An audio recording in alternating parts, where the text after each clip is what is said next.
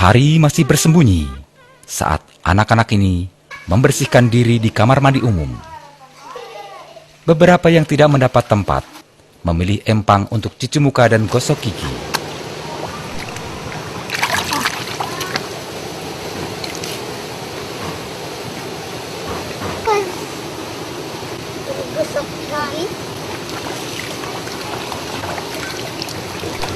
Ibu-ibu yang tak mau mengganggu anaknya yang bersiap sekolah memilih kamar mandi umum lain.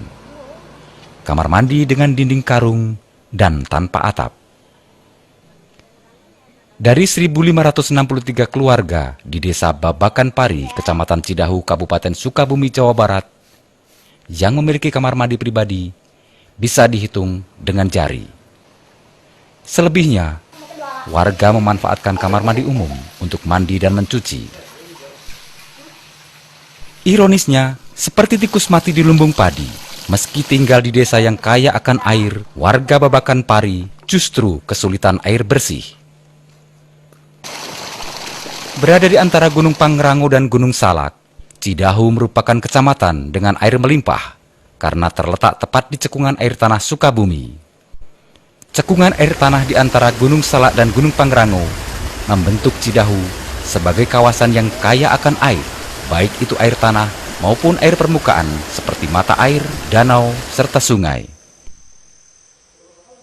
Cidahu kemudian menjelma, seolah bunga yang dikerubuti kumbang-kumbang perusahaan air minum dalam kemasan. Sukabumi yang pertama memiliki potensi air yang begitu besar ya. Karena di Sukabumi ini ada dua ricat yang katakanlah taman nasional di Gunung Gede maupun Gunung Halimun ya. Sehingga orang itu berupaya untuk datang ke Sukabumi berinvestasi, baik itu di AMDK maupun di perusahaan-perusahaan lain. Kemudian yang kedua, dari sisi kualitas memang lebih bagus, karena masih kategori A ya, di kita itu kualitas airnya. Kemudian yang ketiganya dari sisi akses ya, kita kan kalau ke ibu kota lebih dekat ya. Yang selanjutnya, harga HAP di Sukabumi lebih murah, karena ini kita masih menggunakan harga air baku yang dulu pernah diterapkan oleh provinsi. Pada tahun 2010, Dinas Pertambangan dan Energi Provinsi Jawa Barat mencatat, setidaknya ada 102 perusahaan yang memanfaatkan air tanah di Kabupaten Sukabumi, mulai dari perusahaan garmen hingga perusahaan air minum dalam kemasan.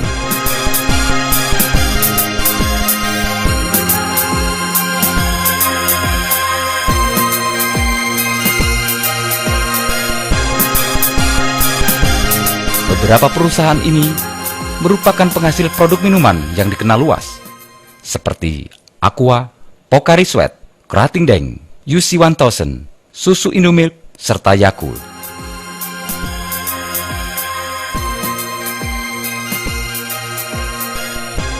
Di Kecamatan Cidahu saja, terdapat 3 perusahaan raksasa yang mengambil air tanah secara masif. PT Golden Mississippi Tirta Investama yang mengambil air tanah untuk Aqua Danone, Amerta Indah Otsuka yang menyedot air untuk Pocari Sweat, dan PT Indolacto produsen Indomilk. 3 perusahaan raksasa ini menyedot 48% atau hampir separuh dari total pengambilan air tanah di Sukabumi. Yang paling besar itu yang pertama Aqua ya, Aqua Golden Mississippi, kemudian juga Pocari Sweat ya, kemudian yang ketiganya C1000, kemudian Yakult dan Indolacto, plus satu lagi adalah Krating Daeng ya. Aqua Golden Mississippi sendiri pada Agustus 2009 mengambil air sebanyak 240.223 meter kubik. Jika 50% diantaranya berhasil menjadi produk Aqua yang dijual dengan harga Rp2 juta per meter kubik, maka pendapatan Aqua Danone selama sebulan menyedot air tanah Sukabumi tak kurang dari Rp240 miliar atau mencapai 2,8 triliun per tahun. Sedang Pocari Sweat mengambil air tanah sebanyak 118.370 meter kubik. Dengan pola penghitungan yang sama dengan Aqua, maka pendapatan Pocari Sweat dalam sebulan mencapai 670 miliar atau 8 triliun per tahun.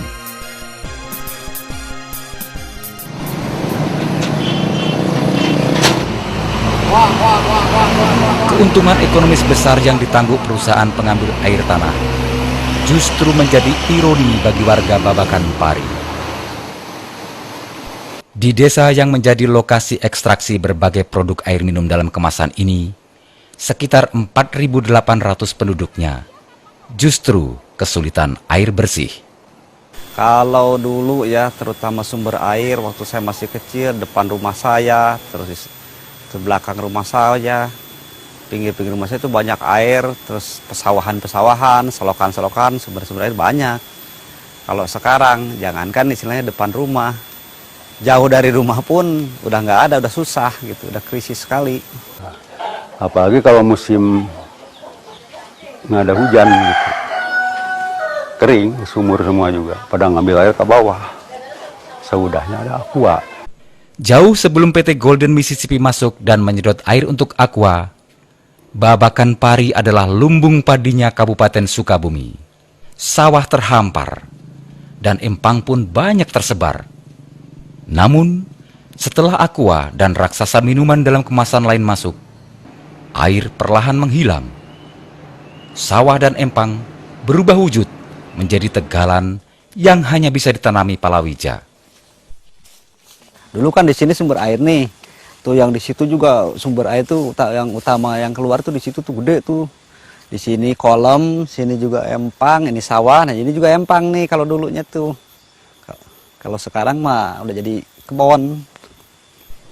Lebih miris lagi, hampir semua mata air yang dulu milik warga kini sudah dibeli oleh perusahaan. Ini satu-satunya air bersih yang digunakan oleh warga untuk keperluan sehari-hari. Kalau musim kemarau ya ini satu-satunya sumber air yang masih tersisa. Ini pun udah dibeli sama orang lain, bukan milik warga lagi.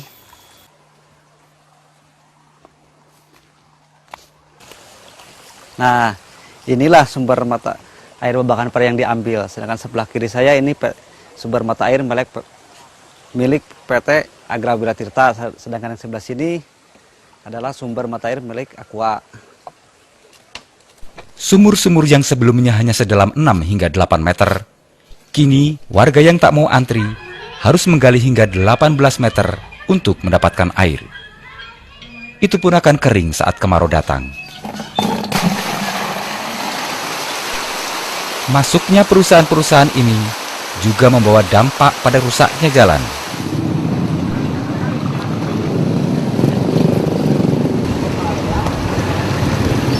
Truk-truk besar pengangkut air minum dalam kemasan melindas dan mengikis aspal hingga rusak dan berlubang. Rusaknya jalan juga berdampak pada akses anak-anak mengenyam bangku pendidikan. Mereka harus berjalan kaki hingga 2 km untuk bisa ke sekolah yang juga jauh dari layak.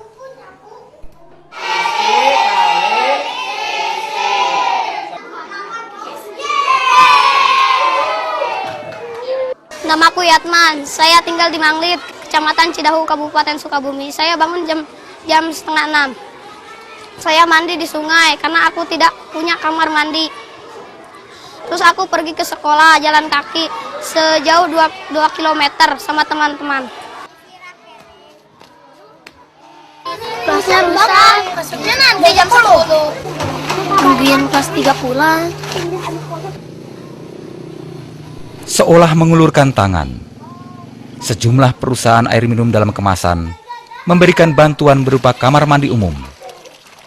Akan tetapi, selain jumlahnya tidak sebanding dengan kebutuhan warga, bantuan tersebut jauh dari layak. Padahal, Pasal 78 Peraturan Pemerintah Nomor 43 Tahun 2008 tentang air tanah mewajibkan perusahaan untuk menyalurkan paling sedikit 10% dari batasan pemakaian. Ya baru-baru pertama kali ya keluar hanya 1 minggu 2 kali keluar, cuma ya nggak lama lagi, terus nggak sampai kemari,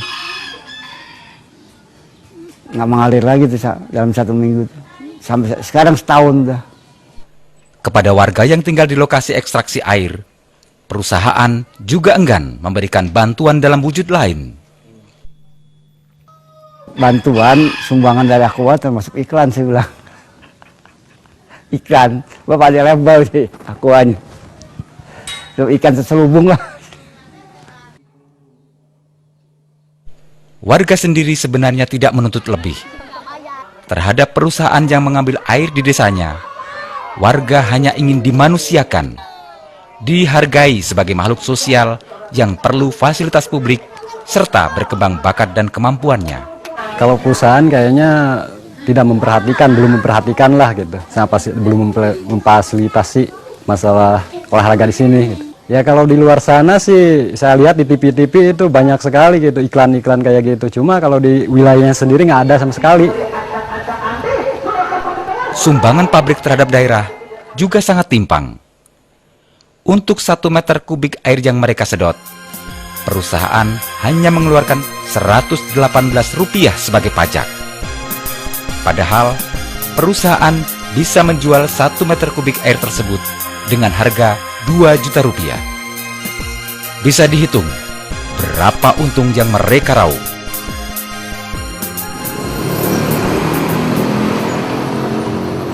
Lahir dan hidup di daerah yang kaya akan sumber daya air, warga justru mengalami krisis. Mandi dan mencuci dengan air keruh. Sementara air bersih dari tanah tempat mereka tinggal menghilang ke kantung-kantung pemodal yang sama sekali tidak mereka kenal. Kalau umpamanya bertemu sama pimpinan Aqua, ya pasti mengutarakan keadaan yang sesungguhnya, bahwa dampak perusahaan Aqua itu ternyata bukan main-main, bukan istilahnya dianggap sepele, tapi benar-benar sudah sangat mengkhawatirkan gitu aja. Ironisnya, meski perusahaan-perusahaan raksasa meraup untung besar, namun Kabupaten Sukabumi justru menyandang predikat daerah tertinggal. Daerah yang dianggap perlu dientaskan dari jurang kemiskinan dan didorong maju dari ketertinggalan.